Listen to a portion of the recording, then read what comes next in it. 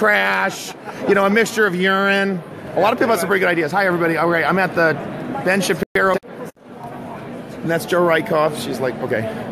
So, you guys, so where's your Trump hats and stuff? I don't know one. But oh, you got to get one still. Okay. I've gotten like 4 or 5 since I had the sweat stain one. Hey. I love you. I love you. Arthur Shapiro. Schaper. See, she said Shapiro. That's fine. That's fine. You're an honorary Jew. Yes, I am. Grafted in. Sorry. I had my hat made fair. I like it. One of a kind. My voice is gone. Oh. Okay.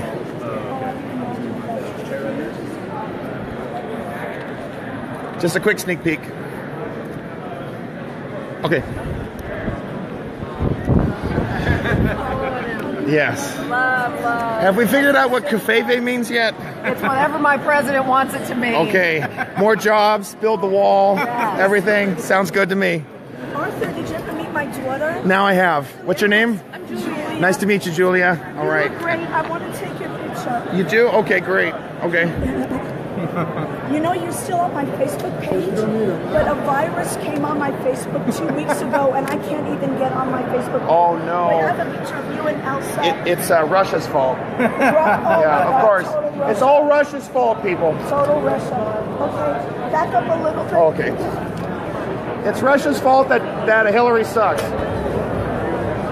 All right, give me a good, like, thumbs up or something. All right, 1, 2. All right. But I have another question. Who killed Seth Rich? Who killed Seth Rich? That's the one who's... Okay. DNC. Nothing's happened yet. She's probably liberal. You're tricking. You know what? Doesn't matter. I don't know anything, really. Why? Because I have opinions and you don't? Freedom of speech. Yeah, freedom of speech. You have a problem with that, ma'am? Really? This is Politicon. This is about discussing political ideas. Why do you have a problem with that? That's what I thought. You don't have an idea. She's a bigot. That's what it is.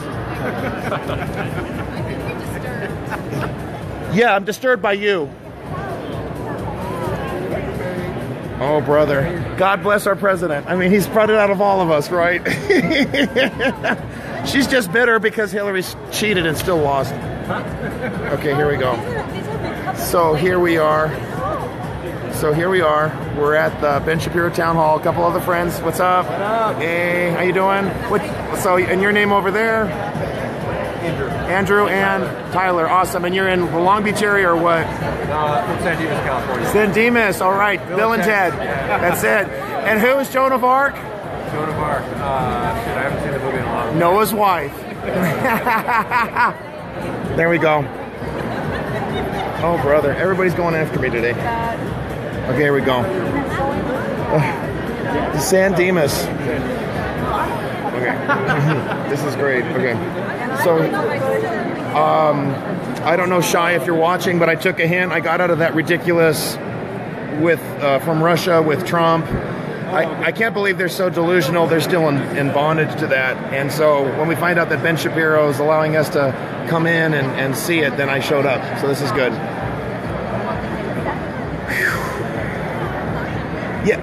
Yeah. What is it?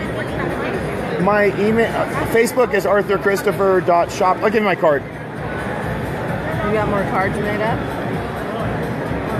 Your old one.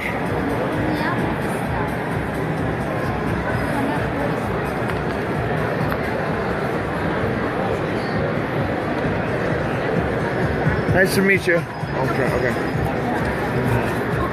There you go. Yeah, go ahead. I got so much going on right now. Let me see. Have your phone? Here. Oh. Yeah. Okay, thank you so much.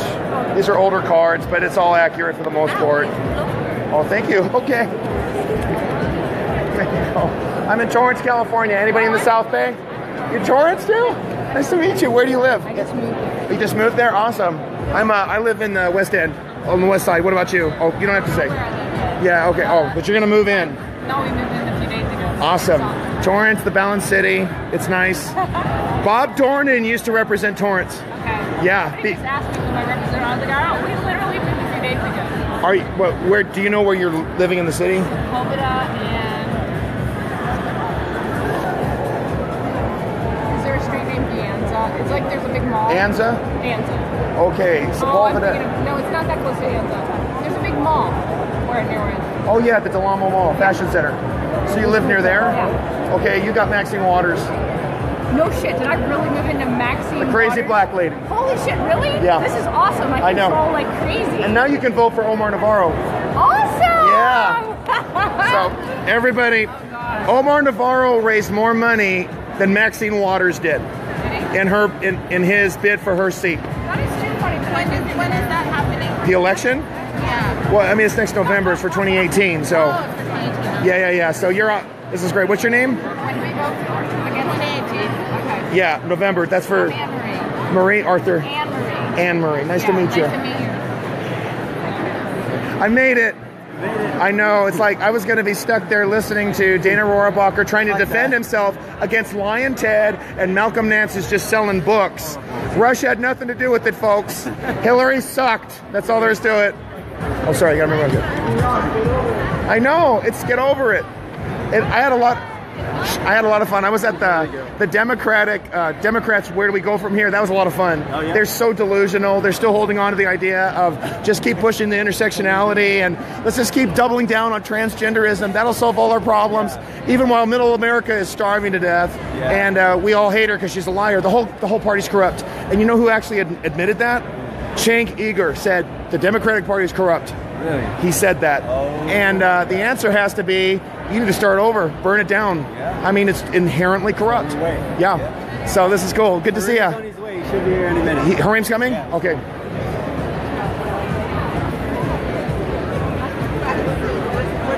Everybody, there's Ben. There's Ben, everybody. Okay. Okay. I'm like totally unprepared here.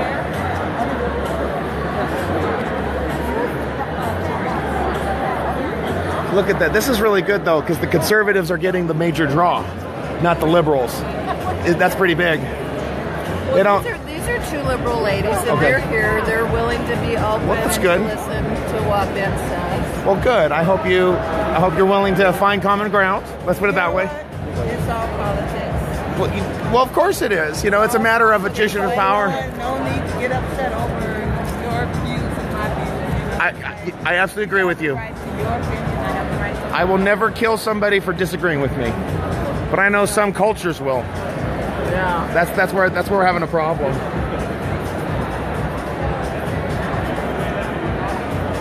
Okay.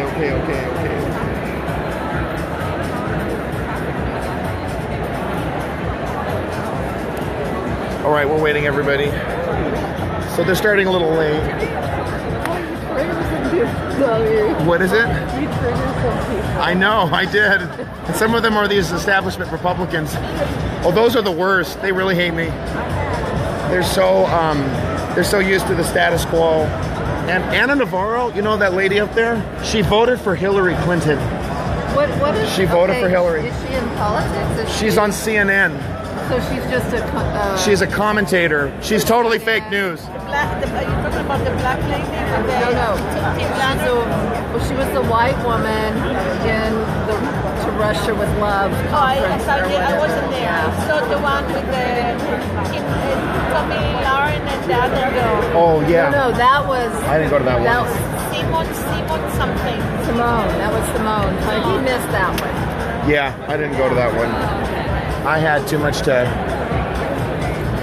She was whacked. Oh my God. You recorded it. I didn't. So. I recorded the whole You thing. see her on TV? You see Yes, her? I've seen her on Carl Tuckerson, No, Tucker in Carlson. Lemon. On Lemon. What's his name? Lemon. The one from CNN. Oh, I don't watch CNN. No, She's regular. Everybody, I'm doing the best I can here. So angry. we're here at the Ben Shapiro She jumped Town Hall. out of it. I know. And Tommy's just like being calm and cool, didn't lose. her temper. She was, I know, she was horrible.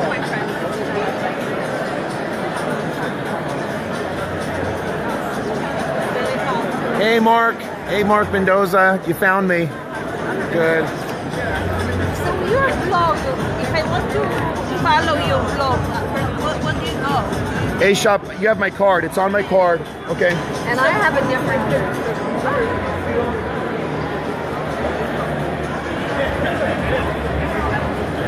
Look at this. Oh, they fill it up faster than the Democrats. Hey.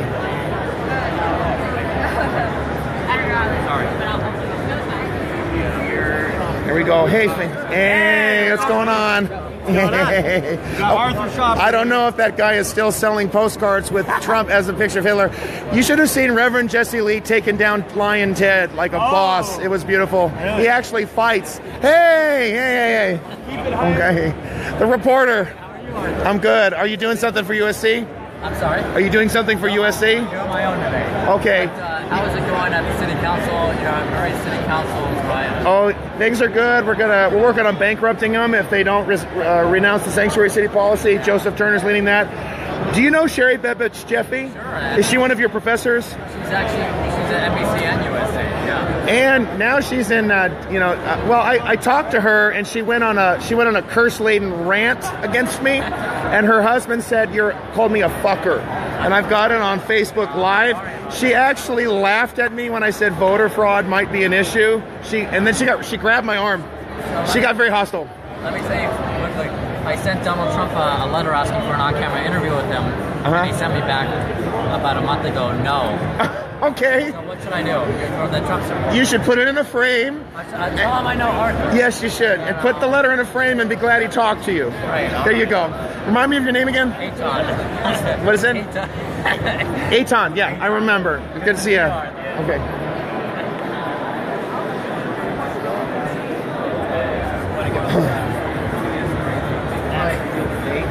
This one was.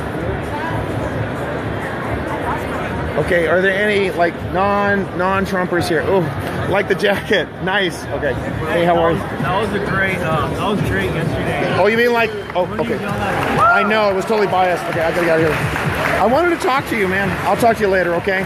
Thank you for coming to Politicon. Because I hate Kamala Harris with a passion. Obviously, we had to move because of the great interest in your event in the town hall. Pro-life. Got it.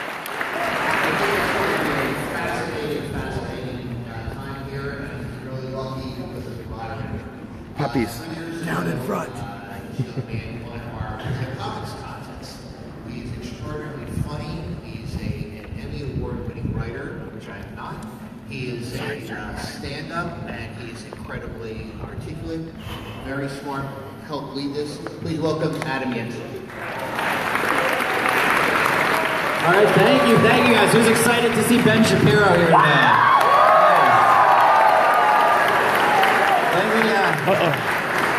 Like you mentioned, I am an Emmy Award-winning writer, but they're daytime Emmys, which is like, I'm a better joke writer than the ladies of The View. Oh!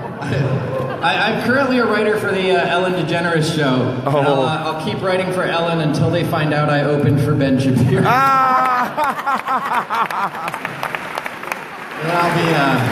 Then I'll be kicked out of Hollywood forever. Oh, blacklisted, just like it has been. This is going to be town hall style, so when Ben comes up here, he'll let you know when. There's 2 microphones in the middle aisle here. You can line up at the microphones, wait your turn to ask a question, and you'll have the chance to talk to Ben, but keep the questions concise and to the point. There's a lot of people here. We want to hear them speak. We want to get as many people in as possible. I've been a fan of Ben Shapiro as one of the few conservative working comic writers in Hollywood.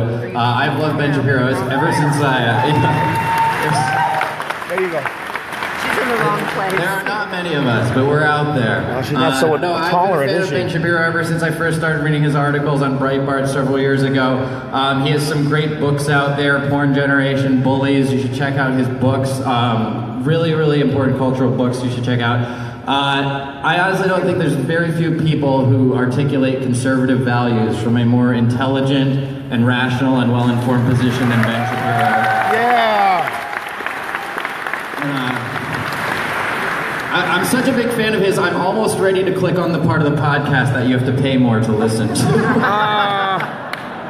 But no, we should all listen to Ben Shapiro more often. You guys are going to get that chance right now. He is the editor-in-chief of the Daily Wire. You guys know him from the Ben Shapiro Show. Please give it up for Ben Shapiro, everybody.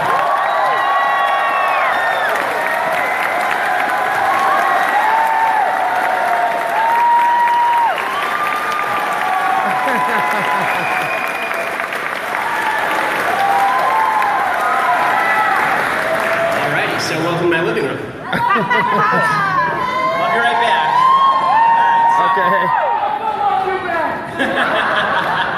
Okay, so first of all, everybody should know that we are moving the book signing because we started late here. We're moving the book signing to after the debate. And as soon as this is over, get right back in line for the debate. They're basically back to back now.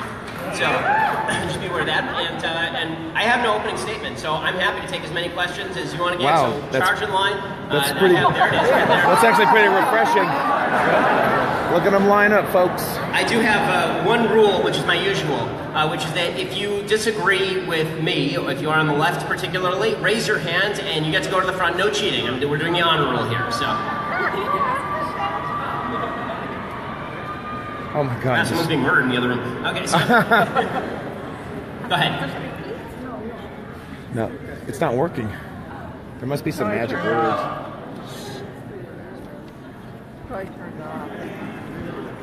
Sorry. All right, we may not agree, but we'll listen to each other. Shh, I can't freaking hear that.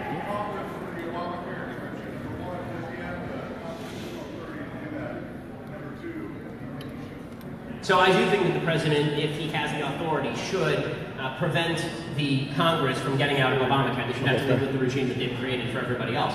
As far as whether he has the constitutional authority to do it, to be fair, I haven't actually looked in detail at the legislation, the section of the legislation, so I'll have to punt on that one.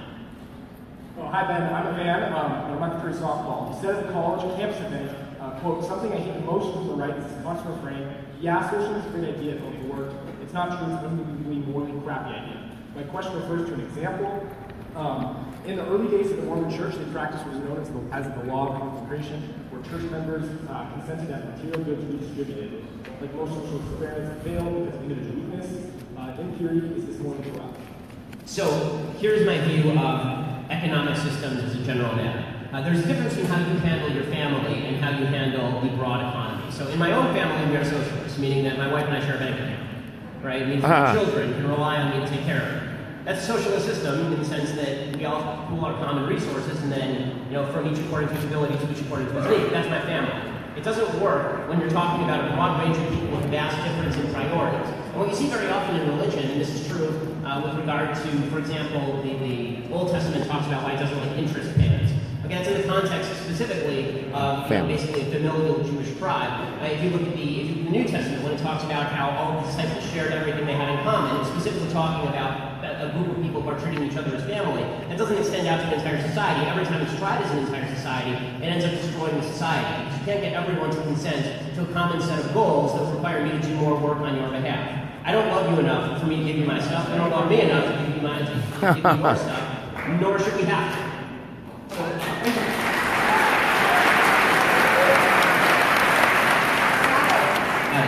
Okay, so I was wondering, what's your opinion on our president, Donald Trump, delaying the movement of the U.S. Embassy from Tel Aviv to Jerusalem? I mean, he promised that he was going to make the move. He hasn't made the move. I mean, it's that simple to me. I don't see any reason, rhyme, why he shouldn't move the embassy.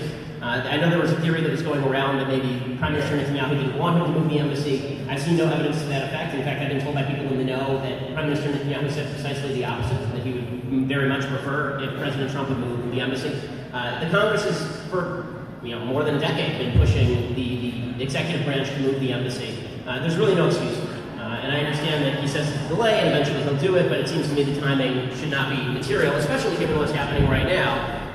Proof that if you were to attempt to internationalize Jerusalem in any way, it would immediately fall into discrimination, violence, and brutality.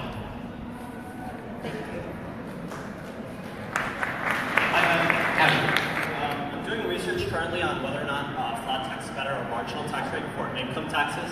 So So I would like to hear from you for why we should have a flat tax slash regressive tax, or the argument for that. Okay, so I have a basic moral argument against the progressive tax rate, which is that just because I am making more money does not mean that you should be able to take more of a percentage of my money. Percentage is by nature. A percentage is by nature fair. I mean, 20% of my money is more than 20% of your money unless you're making an enormous sum of money. So the fact that there are people who think that you ought to pay more money just because the more money you make, there's no real moral argument for that other than I want your money and you make a lot of it. So I have a problem with that just on a moral level. On an economic level, it seems to me that as you penalize people for making more and more money, there are going to be gaps, right? You see this. You see that there are certain income cliffs where people are afraid that if they make more than a certain amount of money, that the next dollar they make is now going to be taxed at a higher tax rate.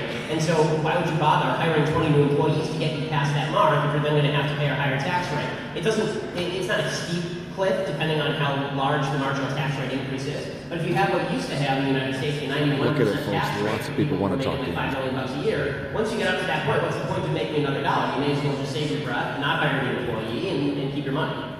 Okay, thank you. That was my setup, and I had a tax question as well. You guys are just excited. I won't start with a 5-minute speech. What is your opinion or your position on taxation of religious institutions? So, taxation is, I have sort of a split opinion on this, to be honest with you. Right, tax exemption for religious institutions. So I have kind of a split opinion on this a little bit. So, sorry? You got to go all the way to the back there. When you press allow here. Only press? Okay, yeah. I'll sit down. I'll sit down. Tax everything that's going to tax, and that way we're all running under the same rubric. By the same token, I also do believe what it says in McCullough versus Maryland, which is the power to tax is the power to destroy. And once you give the government the power to tax specific institutions, then you could see them use that in order to destroy those institutions. With that said, I tend to err more on the side of the first than the second. In fact, I think one of the worst things that's happened to religious institutions in the United States is you've seen a lot of religious institutions get out of the political business because they're afraid they're going to lose their tax-exempt status. And that to me is actually an abdication of religious duty in some cases. Right? There are religious values that undergird politics for millions and millions of people in the country. I think that's an actually good thing. And the fact that religious institutions won't do it anymore because they're afraid that they're going to lose their tax-exempt status and then people won't give them enough money, maybe if you get rid of that incentive, suddenly we actually see religious institutions start to get more active in terms of forming a social fabric and getting involved in politics, which I think would actually be a good thing. Yes, it would. Yes.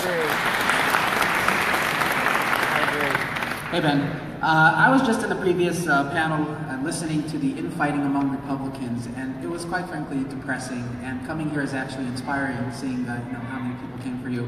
But I'm just wondering, what ideas do you have that for us to stop the infighting, to get together and not look at each other as enemies? So I think that we have to, number one, stop attributing nasty motives to one another. I think that there's an attempt by people on both sides to attribute nasty, and when I say both sides, I mean really both sides of the Trump question, because that seems to be the big divide dividing conservatives right now.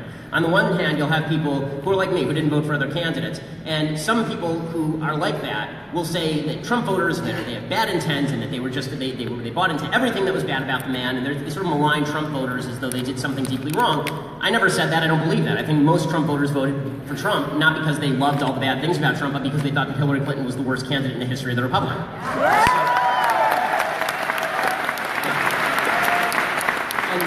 On the other side, I think that Trump voters would be wise to look at some people who are very uncomfortable with Trump and say maybe there's a reason people are uncomfortable with Trump, and maybe we'd be better off, instead of embracing all of his stupidities, instead of saying that he's playing 987 degree underwater upside down hungry hippos, right? Maybe instead of doing that, maybe we ought to just say, listen, some of the dumb stuff he's doing is dumb, some of the good stuff he's doing is good. Like it's so weird to me that we're even having a debate at this point, right? The election already happened. He's the president. When he does something that's good for conservatives, we should all cheer. When he did Gorsuch, I put on a MAGA hat.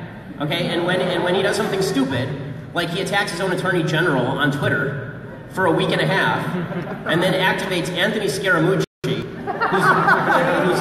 who's legitimately, at this point I'm just rooting for entertainment, so I want Mooch to stay, but he activates Anthony Scaramucci, who legitimately is the Ellis character from Die Hard, right? And he activates him to attack the chief of staff, instead of just having the balls to fire his chief of staff. I think we should all agree this is kind of dumb. Like, this is not useful. The question shouldn't be, is it entertaining? The question should be, does it forward the ball? And I think that people on the Trump side need to get away from the idea that there's some sort of mastermind genius working inside Trump's gourd that is making all of the dumb things obviously super smart. I disagree. Dumb things are dumb. I mean, come on. I disagree.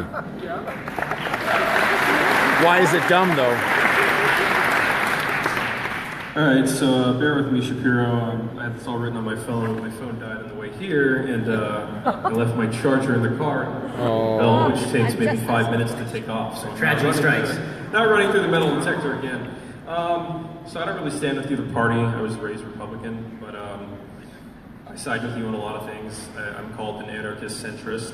It's a weird label, right? It's a weird, yeah. I can't think of a better one. Apparently no one else can, other than maybe mutualism, but... Okay, so my question is, and this isn't an attack, and maybe this is indirect, I could go off this for hours, but this is the best way I can say it. Do you think either party will push in the next 4 years to decrease income equality and return power, opportunity, decent wages, and liberty of the working people of this great country, and truly push to fight against the great favor and power and liberty and opportunity that is so very much in the lap of the super rich industrial elite? Okay. Or will both parties continue to serve the elite as they have for many decades? Okay, so my first problem is I fell asleep halfway through the question.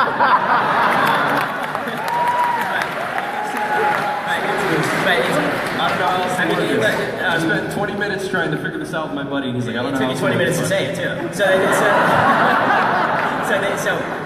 Here's my feeling. Number one, I don't care about income inequality. I care about the idea that there are people who have actual obstacles to success. That's not the same thing, right? If you have somebody... That's right. You know, I've been in the 1%, I've been outside the 1%. I hope that all of you one day are in the 1%. The fact that I am now in the 1% is nothing from you, right? I didn't take any money from any of you guys, and I would challenge you to, take me to the cops if you think I stole something from you, because I certainly haven't. So the idea that that is a chief problem in the United States, I just don't agree with. But if the question is, does either party have a real incentive to help the American people, the answer is no. Both parties have an incentive to engage in the rage machine. I wrote an entire piece about this for National Review. Right now, what you have is an angry moment. Everybody is pissed about something. But the question is whether your anger is justified.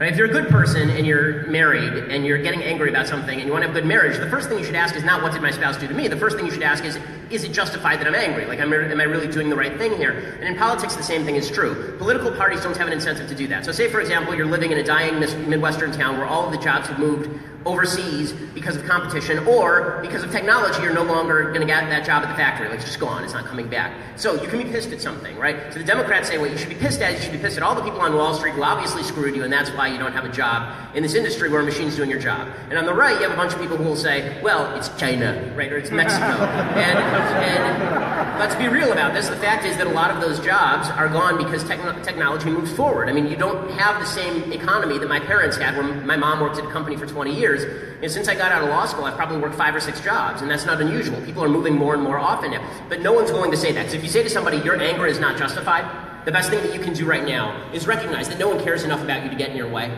Go out and make something of yourself, and we'll try and find resources for you, on a social level, not a governmental level. We'll try and go out there and raise the money so you can go to college. We'll try to raise the money for you so we'll try to give you the job opportunity so you can get your start. But that's the best way to get ahead, not to sit and bitch and moan about politics.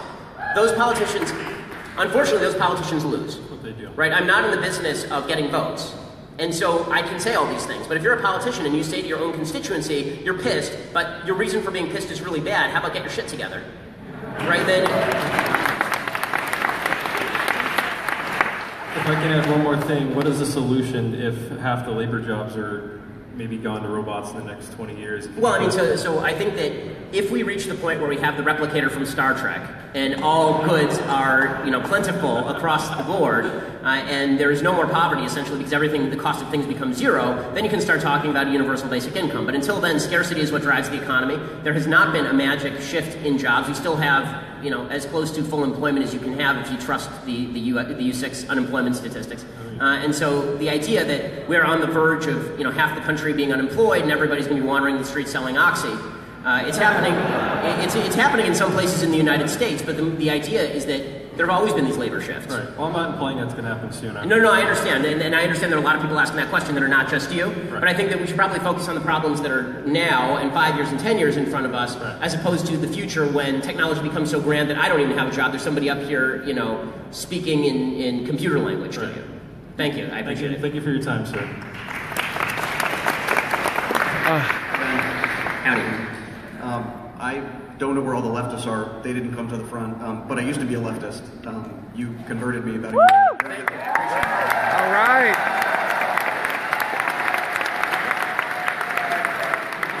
It's like an AA meeting.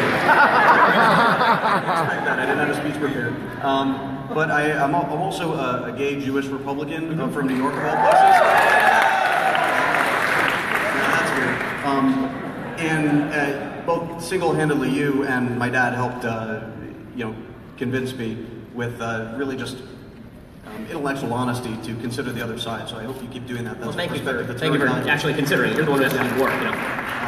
So I've heard you say many times that the marketplace works out issues of discrimination by letting perpetrators lose business from fair-minded folks, thus eliminating the need for government overreach. But I've also heard you say that while not illegal, it's nasty to exact revenge on businesses with boycotts. So what are you left with?